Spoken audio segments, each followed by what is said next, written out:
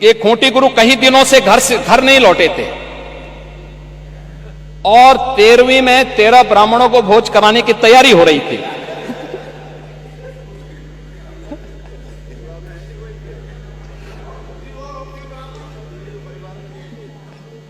खूंटी गुरु को देखने, खूंटी गुरु e rickshaw से उतरे और उनको देखने के लिए पूरा आयोजन ही निरस्त करना पड़ा फिर।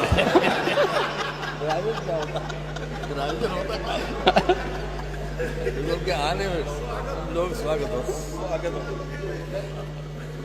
तो मैं आप सबसे कहना चाहूंगा, ये 20,000 लोग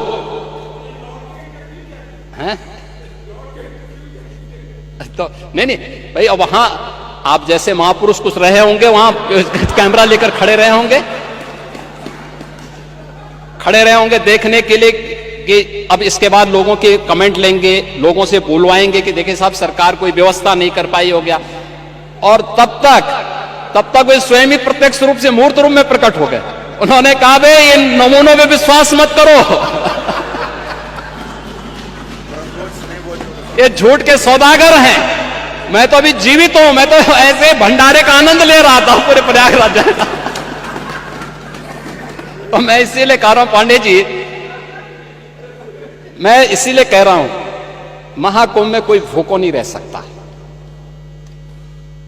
और हिंदुस्तान का पेट इतना बड़ा है, हमारी तो परंपरा है। अब गुरुद्वारा में जाइए, किसी मठ में मंदिर में जाइए, लंगर फ्री में चलते हैं। कोई भी आएगा उसकी जाति नहीं पूछी जाती, पंथ नहीं पूछा जाता, क्षेत्र नहीं पूछा जाता, भाषा नहीं पूछा जाता। वो केवल इशारों से कर देगा। लोग सम्मानजनक ढंग से अतिथि मानकर उसका सम्मान करते हैं। ये भारत है। मान पूर्णा की हम पूजा करते हैं। आप क्यों भारत को बदनाम कर रहे हैं? मुझे अफसोस होता है, आप भाजपा से लड़ते लड़ते भारत से लड़ने लगते हैं। मैं एक वक्तव्य आपका दिखा रहा हूं, आपके समाजवादी पार्टी के अध्यक्ष का वक्तव्य है, और वो वक्तव्य है बहुत दुर्भाग्यपूर्ण वक्तव्य है। ये वक्तव्य है श्री अखिलेश यादव का। महोदय, उन्होंने कहा है कि हमारा देश कभी विकसित भारत नहीं बन सकता। ये देखो ना,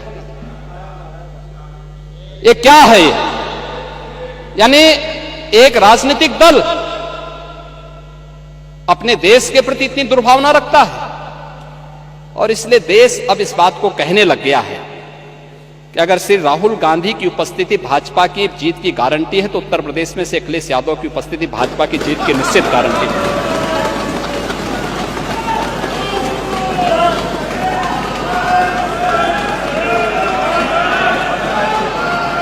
और ये गारंटी उपचुनाव ने दे दिया है। ये उपचुनाव दे चुका, और ठीक ही बात है भाई, पप्पू और टप्पू में बहुत अंतर थोड़ा है। नाम का असर होता है। चच्चू ने वैसे थोड़ा नाम रखा है, तो ठीक है, चच्चू भी शांत हैं, लेकिन समय आने पे अपना होश दिखाएंगे।